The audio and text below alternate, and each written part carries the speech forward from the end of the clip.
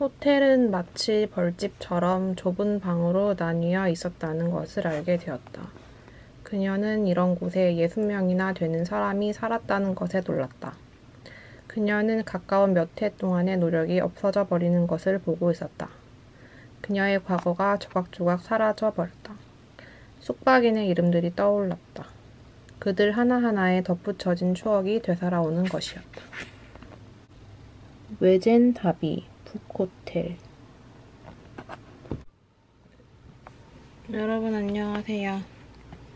오늘은 7월 3일 화요일 오후 밤 10시 19분입니다. 오늘은 31일째인데요. 어제 이제 30일째 영상에 축하해주신, 응원해주신 많은 분들께 감사드립니다. 그러면 오늘도 공부를 시작을 해볼 텐데요. 오늘도 타이머를, 이건 알람인데, 타이머를 맞추고 시작을 해보도록 하겠습니다. 시작!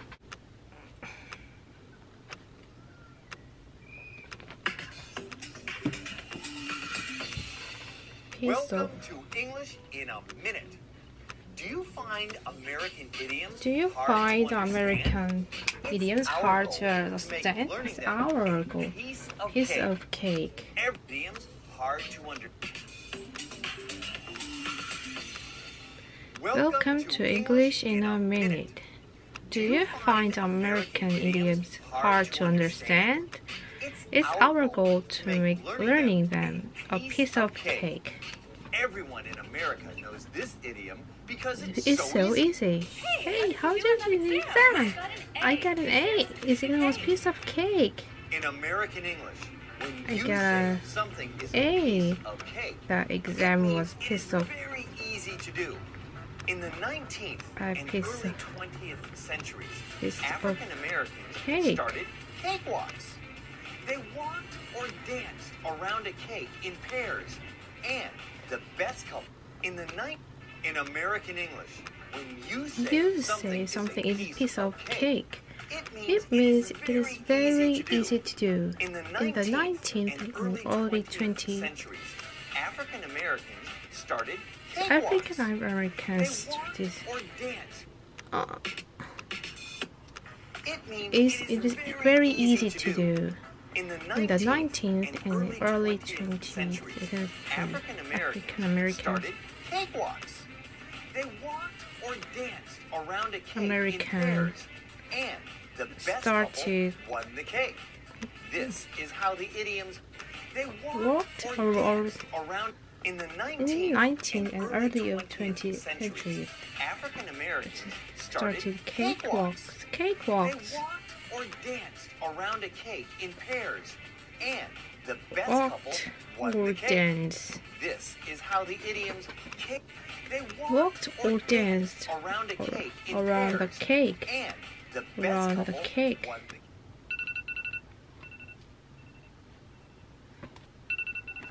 여러분, 오늘도 공부가 끝났습니다. 이놈의 초점은 맨날 안 맞네요. 어쨌든 공부가 끝났고요. 오늘은 piece of cake라는 영어 표현을 배워봤는데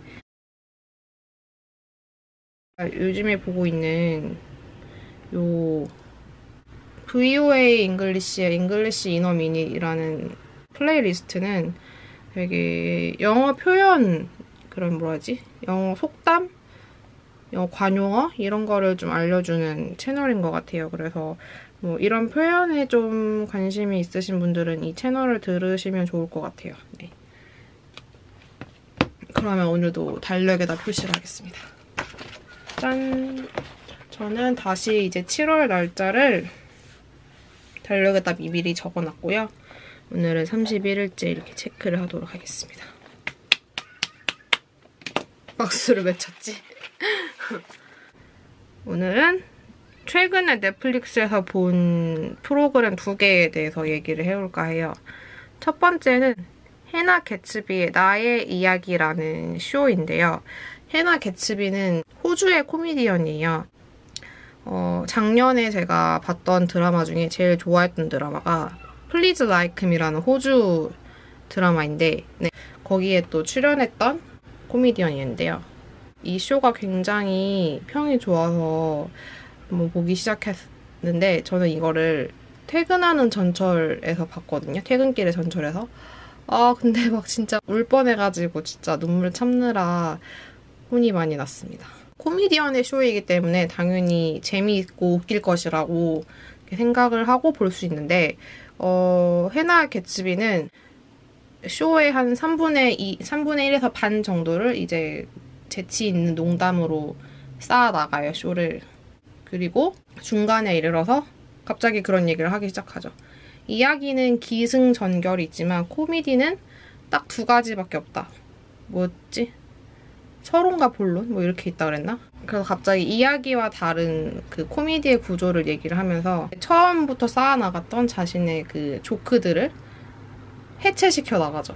그리고 여성으로서, 레즈비언으로서 겪었던 이야기를 그 농담 속에 숨겨져 있었던 진짜 이야기들을 털어놓기 시작을 하고 자신의 분노를 털어놓고 자신은 이제 코미디를 할 수가 없다면서 약자가 자신을 비하하면서 웃긴다는 것은 결국 자신을 더욱더 상처 입히는 일밖에 되지 않는다면서 이제 자신은 코미디를 하지 않을 것이라고 선언을 합니다. 일단 네, 정말 멋있었고 그리고 이 쇼 자체도 구조가 굉장히 훌륭해요. 저는 그 코미디 쇼는 잘 안 봐가지고 전통적인 코미디의 쇼가 어떤지는 잘 모르겠지만 해나 개츠비의 이야기를 전달하기에 조크를 쌓아 올리고 그 조크를 해체시키면서 자신의 진짜 이야기를 꺼내는 그 방식이 너무나 멋지고 훌륭하고 너무나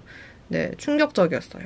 이제 마지막에 해나 개츠비는 그런 이야기를 하는데요. 자신이 이제껏 말하지 못했던 이야기를 자신은 더 이상 감당할 수 없다면서 여러분이 부디 내 이야기를 들어줬으면 좋겠다고 자기의 이야기가 더 많은 사람들에게 퍼졌으면 좋겠다고 이야기를 하는데 네, 진짜 그 부분에서 코끝이 찡하지 않을 수 없었습니다. 이거는 많은 분들이 공감하면서 볼 수 있는 그런 이야기라고 생각을 하고 네, 더 많은 분들이 그 해나 개츠비의 이야기를 들어줬으면 하는 바람입니다. 보면서 좀 아무래도 이제 영상을 만드는 사람으로서 내 이야기를 진솔하게 내 이야기를 꺼내는 것에 대해 좀 더 생각해보게 된 그런 쇼이기도 해요. 네, 여러모로 좋은 쇼이니까 여러분도 한번 보시기를 추천을 해드리고요. 2번째로 언급하고 싶은 쇼는 패션 펀드라는 쇼예요. 이거는 그 미국의 어떤 패션 재단인가? 미국의 패션 재단과 그리고 보그지가 합동으로 미국의 이제 신진 디자이너 10팀을 뽑아서 그 중에서 최종 3팀을 선발하는 그런 프로그램이에요. 패션 펀드에 뭐 자금을 지원해서 디자이너가 성장할 수 있는 어떤 인맥적 발판이랑 그리고 자금력을 제공하는 그런 프로그램인 거죠. 그래서 아무래도 이거를 프로젝트 런웨이와 비교하면서 볼 수밖에 없었는데 저는 일단 프로젝트 런웨이는 서바이벌 쇼잖아요. 굉장히 자극적이고 참가자들을 막 극한으로 몰고 가는 잠도 못 재우고 막 굉장히 타이트한 시간 안에 작품을 만들어야 되고 탈락 합격 시스템이 있고 그리고 자신의 옷을 입힐 모델들조차 이제 서바이벌로 고를 수 있는 굉장히 경쟁적이고 압박감이 심한 그런 프로그램이죠. 출연자들 간의 갈등도 많이 유발되는 네, 그런 쇼인데 이제 패션 펀드는 서바이벌 쇼가 아니라 다큐멘터리에 가까운 프로그램이기 때문에 확실히 그런 면은 덜 해요. 물론 굉장히 압박감이 있고 이 사람들은 지금 정말 자금이 필요한 참가자들은 정말 지금 돈줄이 정말 필요한 사람들이기 때문에 정말 절박하고 네.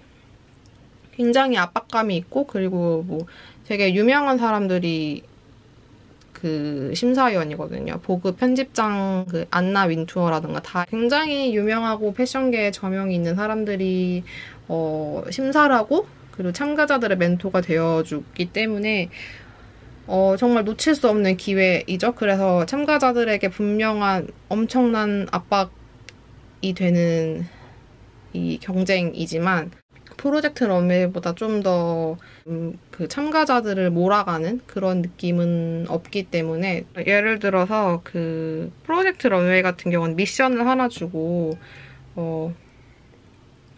그걸 굉장히 짧은 시간에 완성을 해야 되잖아요. 근데 물론 패션 펀드의 그 미션 기간도 결코 길지는 않지만 또 차근차근히 진행해 나가는 단계가 있더라고요.